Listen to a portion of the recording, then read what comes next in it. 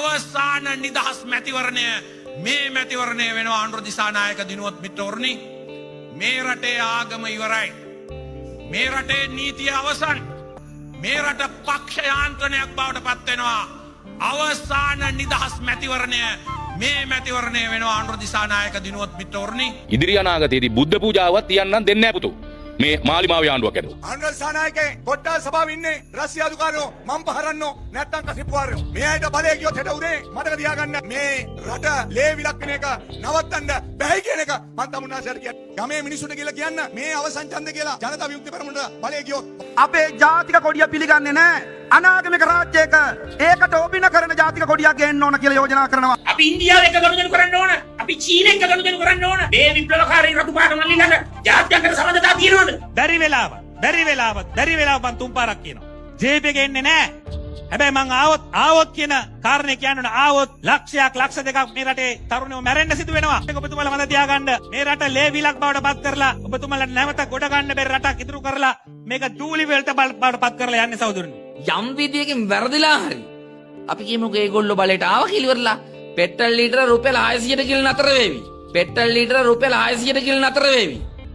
ඊට වැඩිය පැසිස්පෝ ආදී අන්තගාමී කතා කිරීමේ මේ අදහස් ප්‍රකාශ කිරීමේ අයිතිය නැති වෙන යුගයක් තමයි නිර්මාණය වෙන්නේ. මොනවා හරි කරුමකට අනුර කුමාර දිසානායක මේ රටේ ජනාධිපති වුණොත් මේ රටේ බුදුදහමට ආණ්ඩු ක්‍රම ව්‍යවස්ථාවෙන් සහතික කරලා තියෙන ඒ අයිතිවාසිකම අපිට අහිමි වෙනවා. මේ අනතුර පිළිබඳව ඔබ දැනුවත් විය යුතුයි. ඔබ ඒ පිළිබඳව ඔබේ ගමේ ඔබේ හිතවතුන් හිතවතියන් දැනුවත් කළ යුතුයි. ඔය Facebook කොටන කොල්ලන්ට ගෙල්ලන්ටත් අපි කියන්න ඕනේ. ඔය Facebook කොටලා අනුර කුමාර දිසානායකලා වෙනුවෙන් කඩේ ගියාට කමක් නැහැ. හැබැයි මේ අය බලයටපත් වුණොත් ආයේ Facebook කොටන්න හම්බෙන්නෙත් නැහැ. ඔය කොටන Facebook එකටම ආණ්ඩුව ලව්ව කොටා ගන්න ඕන නම් ඔය විදිහටම දිගටම Facebook කොටාගෙන යන්න කියන එකත් අපි මේ අවස්ථාවේදී අපි කියන්න ඕනේ. හදිස්සියකවත් අනුරාවොත් එහෙම හොය මිනිස්සු මරණ තත්ත්වයක් තමයි තියෙන්නේ. ආයෙසරයක් 88 89 මේ රට ඇතුලේ නිර්මාණය වෙනවාමයි. මොකද මේ වෙලාවේ ආණ්ඩු බලයක්වත් නැතුව Facebook එකේ මේ මාලිමාවේ කරපු JVP කාලේ කරපු වැරදි ගැන කියනකොට ඒ කාලේ කරපු වැරදි වැඩ ගැන කියනකොට ඒක දරාගෙන ඉන්න බැරි දායක සභාවේ උදවිය මේ බයිනකොට ඒතර නිවන්සුව කියනකොට අපිට හිතා ගන්න පුළුවන් මේ මිනිස්සුන්ට බලය ආවොත් එහෙම හොය මිනිස්සු මරණ තත්ත්වයක් තමයි තියෙන්නේ.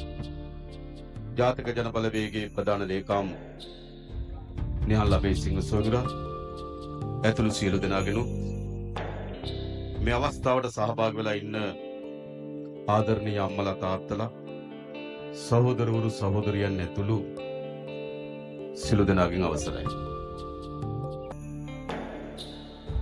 අද ඉතාමත් තීරණාත්මක මේ දිනේ අපි හිතනවා මේ දූෂිත ප්‍රභූ තන්ත්‍රය යටතේ පවත්වන අවසාන මේ දින.